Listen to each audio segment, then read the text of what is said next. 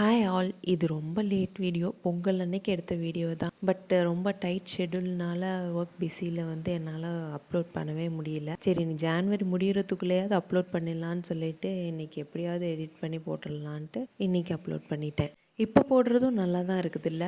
அப்போவே போட்டிருந்தோன்னா அப்போ எல்லோரும் பொங்கல் பொங்கல் அப்படின்னு போட்டிருக்கிறதுனால நம்ம அவ்வளோவா பார்த்துருக்க மாட்டோம். பட் இது கொஞ்ச நாள் கழித்து போடும்போது இதுக்காக இன்னும் ஒரு வருஷம் வெயிட் பண்ணணும். இன்னும் ஒரு வருஷம் கழித்து தான் இந்த பொங்கல் வரப்போகுது அப்படின்னு நினைக்கும் போது கொஞ்சம் கஷ்டமாக தான் இருக்குது. இந்த வீடியோ எடிட் பண்ணிகிட்டு இருக்கும் போதே 2026 பொங்கல் என்றைக்கு வருது, எத்தனை நாள் லீவ் வருதுன்னு சொல்லி பார்த்தேன். ஸோ அன்னைக்கு என்ன பண்ணணும் அப்படின்னாக்கா, காலையில் எழுந்திரிச்சு எல்லோரும் கோலம் போட்டுட்டு இருந்தாங்க. பட் அந்த கோலத்துக்கும் நமக்கும் அந்த டிபார்ட்மெண்ட் வேறு அப்படிங்கிறதுனால நான் லேட்டாக தான் எழுந்திரிச்சேன்.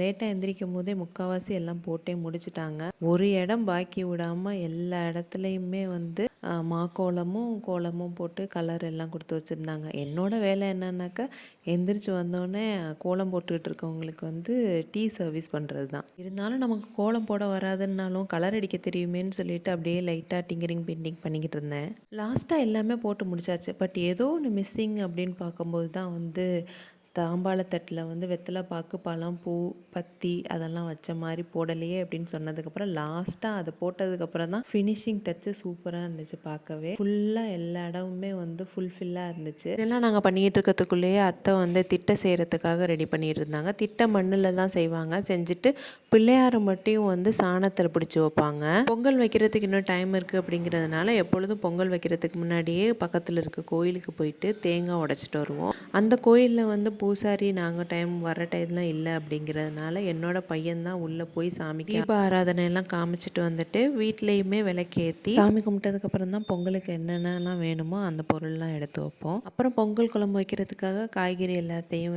நறுக்க ஆரம்பிச்சிட்டோம். எல்லா காயிலையுமே ஒவ்வொரு பீஸாவது எப்படியாவது யூஸ் பண்ணிடணும் அப்படின்னு சொல்லிட்டு இந்த தடவை 21 காய் யூஸ் பண்ணியிருந்தோம். என்ன காயெல்லாம் யூஸ் பண்ணோன்னு பார்த்தீங்கன்னா, சக்கரவள்ளி கிழங்கு, மரவள்ளி கிழங்கு, கருணக்கிழங்கு, மொச்சை, பீன்ஸு, கேரட்டு, கத்திரிக்காய், பரங்கிக்காய், சேப்பங்கிழங்கு, சேனைக்கிழங்கு, அவரைக்காய், உருளைக்கிழங்கு, வாழைக்காய், முள்ளங்கி, முருங்கைக்காய், தக்காளி, சிறுகிழங்கு, வெங்காயம், கடலை, பச்சை பட்டாணி, வெண்டைக்காய், பொடலங்காய், சுரக்காய், பச்சை மிளகா இதெல்லாம் ரெடி பண்ணி வச்சதுக்கப்புறம் பொங்கல் எப்போ வைக்கணும்னு ஐயர் ஒரு டைம் ஃபிக்ஸ் பண்ணி கொடுத்துருந்தாங்க. ஸோ அந்த டைமுக்கு முன்னாடி பால், அரிசி எல்லாத்தையும் வச்சு சாமி கும்பிட்டுட்டு அடுப்புக்கும் சூடம் எல்லாமே காமிச்சிட்டு அதுக்கப்புறம் தான் அடுப்பே பற்ற வச்சு பொங்க பானை வைப்போம்.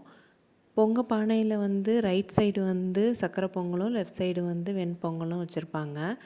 ஃபஸ்ட்டு எடுத்தோடனே சக்கரை பொங்கல் தான் பொங்கணும் அப்படின்னு சொல்லிட்டு அதுக்காக நெருப்பு அதிகமாக தூண்டி விடுவாங்க.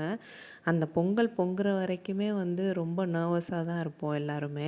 அது மாதிரி பால் பொங்கினதுக்கப்புறம் தான் வீட்டில் இருக்கவங்க எல்லாருமே சாப்பிடுவாங்க.